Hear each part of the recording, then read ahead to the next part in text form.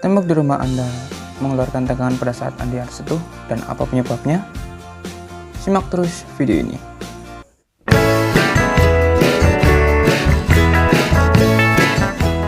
Oke guys, assalamualaikum warahmatullahi wabarakatuh. Kembali lagi di channel saya. Oke, pada video kali ini saya akan membahas penyebab dari tembok mengeluarkan tegangan dalam dunia listrik, itu dinamakan juga arus bocor. Apa sih itu arus bocor? Ini dia penjelasannya.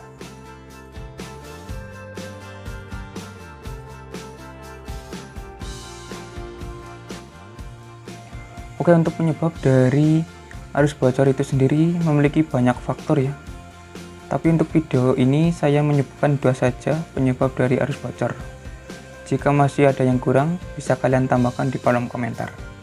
Oke, langsung saja yang pertama. Yang pertama adalah kabel tertanam dalam tembok tanpa ada pipa PVC. Ini termasuk kesalahan besar ya pada instalasi listrik ini, karena untuk pemasangan kabel NYM atau kabel tidak boleh tertanam langsung tanpa pipa PVC. Jika terjadi, maka isolasi pada kabel tersebut jika sudah lama akan korosi. Nah, korosi ini adalah yang akan menyebabkan isolasi itu terkelupas dan tembaga pada kabel tersebut menempel pada tembok. Nah, maka itulah terjadilah yang namanya arus bocor. Solusinya adalah jika kalian ingin menanam kabel pada tembok, kalian harus menggunakan pipa PVC supaya jika terjadi kerusakan pada isolasi pada kabel, maka masih ada pelindung lagi, yaitu pipa PVC. Oke, lanjut yang kedua. Oke, yang kedua adalah kabel tidak ber-SNI. Kenapa kabel yang ber-SNI itu lebih baik digunakan dengan yang tidak ber-SNI? Yang pertama adalah kabel SNI itu untuk isolatornya dia lebih bagus daripada kabel yang tidak ber-SNI. Saya sudah buktikan pada beberapa kabel di instalasi rumah saya. Yang pertama dia adalah kabel ber-SNI. Kabel ini sudah berumur lebih dari 10 tahun pada saat pertama kalinya listrik masuk di desa saya. Dan yang kedua ini adalah kabel yang tidak ber-SNI. Saya beli sekitar 3 tahun yang lalu.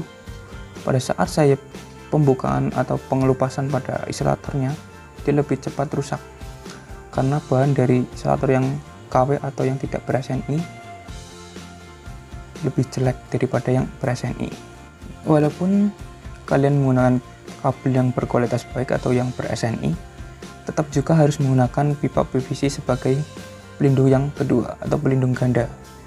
Jika terjadi kerusakan pada isolator pada kabel, maka peran pipa PVC ini juga sebagai pelindung ganda yang kedua agar tidak terjadi yang namanya arus bocor.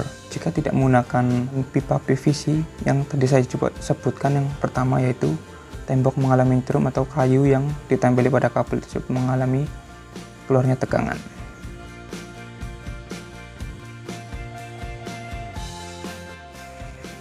Oke, untuk mengatasi arus bocor ini bisa kalian tambahkan pada instalasi listrik rumah Anda, yaitu namanya ELCB atau Air Leak Circuit Breaker.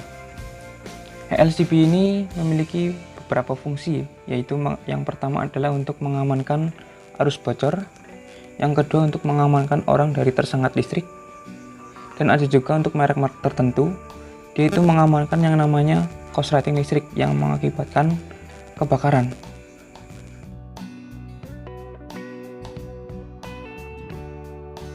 Untuk kekurangan dari ELCB ini adalah harganya yang relatif lebih mahal. Untuk di pasaran, harga ELCB ini dibanderol antara 300.000 hingga 500.000. Harga ini tergantung merek dan kualitas dari ELCB tersebut. Oleh karena itu, masyarakat di Indonesia atau bahkan di daerah saya itu jarang menggunakan yang namanya ELCB ini untuk pengamanan instalasi listrik di rumahnya. Ya karena harganya itu relatif lebih mahal dari MCB dan juga Sikring otomatis. Oke, mungkin itu aja penyebab dari arus bocor listrik dan untuk mengatasinya.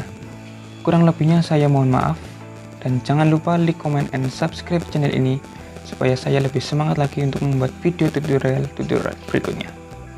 Terima kasih.